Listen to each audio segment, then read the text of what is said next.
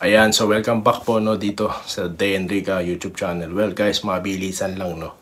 Tayo po ay magkokomento lamang po dito sa latest no na statement ng ating Vice Presidente no. Ayan, binabasa po natin sa ano po ng Philippine Star. Ayan. Parang si Mike Abe lang ano.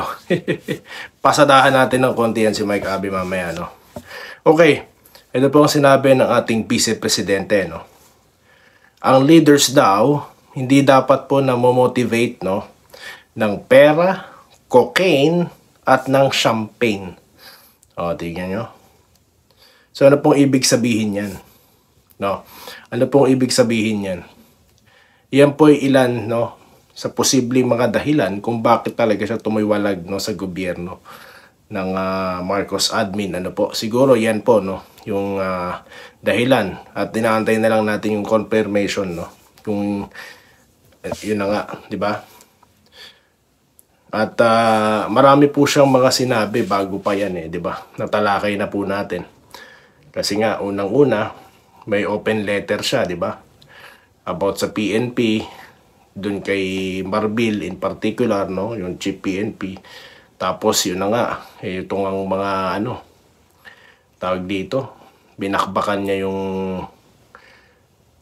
yung sa flood control, di ba? Na palpak po.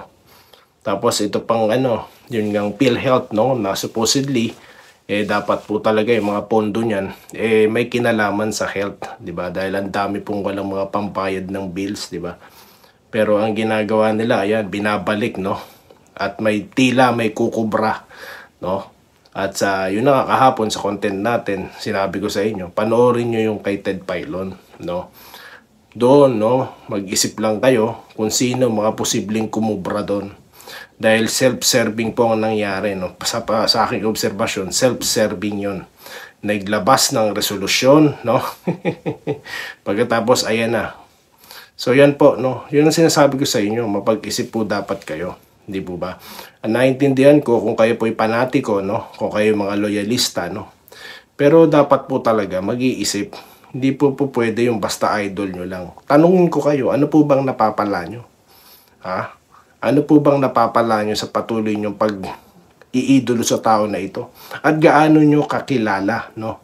Itong mga iniidolo nyo. Ayan na nga sinasampal na kayo ng mga mismong kalikasan na po ang nagpatunay ng mga sinasabi niya, di ba? Pinagmalaki niya, naka-ready na ang bansa, 5,500 ang lumalabas na or yung natapos daw. Pero tignan niyo naman, binaha, walang gumana Lumubog po at sinabi pa nga po, magpapatuloy pa. So, nasaan yung bilyong piso, no? So, hindi lang yan ang mangyayari, no? So, sino kaya magte-take action dito sa patuloy na paggasta, po? Na wala naman palang master plan. Di po ba?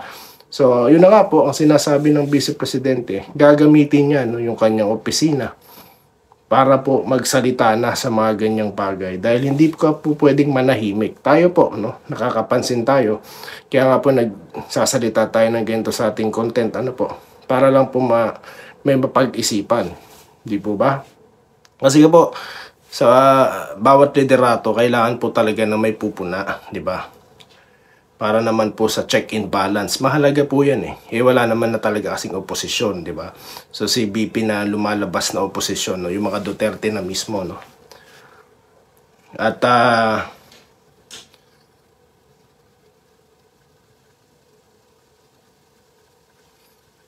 di ba? So ang dami niya pong mga may mga dito po sa column ng Philippine Star, no? Yung nabasa ko kanina, no?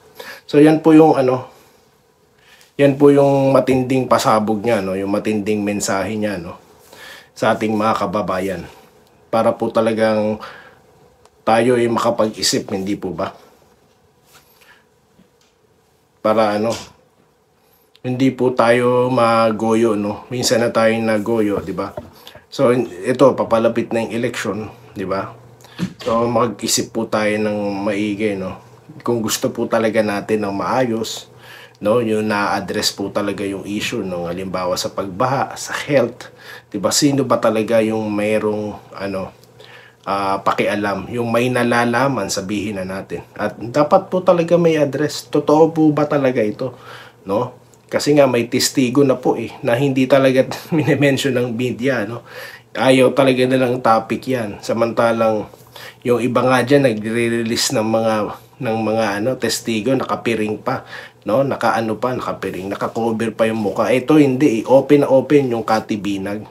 So yun lang naman po, tanungan sa atin. No? Ang tanong lang po yun sa atin. Totoo po ba yun? Kasi kung totoo po yan, hindi po maliit na issue yan. No? Isa serious health issue po na dapat po malaman ng taong bayan, di po ba? Ayoko na nga sabihin pulboronic or whatsoever. Ang ilagay po natin is serious health condition po kasi talaga yan. So kung totoo po na talagang nangyayari yan, no? At ginagawa yan, di umano, no? Kung totoo, kasi pinapangalanan yung presidente, di ba? So kung totoo po yan, dapat pong malaman ng taong bayan, no? Yun lang po ating sinasabi dito. At mahirap po kasi pinapatakbo niya yung buong Pilipinas, no? Na umaasa po yung kami, mga OFW, di ba? Na makakauwi kami someday. Pero kung ganito po ang mababalitaan namin, na gumagastos po ng bilyong-bilyong piso, no? Tapos sablay naman pala, wala naman palang master plan. Tapos ito pang isang yung sa health, no? Hindi po inaayos ng trabaho, no, ng PhilHealth yung kanilang posisyon, no. Dahil dapat po more on innovative approach, no. Palawakin na lang yung serbisyo. But kailangan mo ibalik yung pondo. Naka-allocate po yan, no. Naka-allocate yan sa mismong health sector. So yun po ang ating panawagan dito, no. At yun na nga, yung tawag dito, yung video hindi natin masyado pinag-uusapan dito. Ang ating pong pinag-uusapan lang, yan na po, may testimonya na no? At para sa akin, credible yan, no? Credible kasi nga, siya po yung nakarelasyon ng mismong kaibigan, di ba?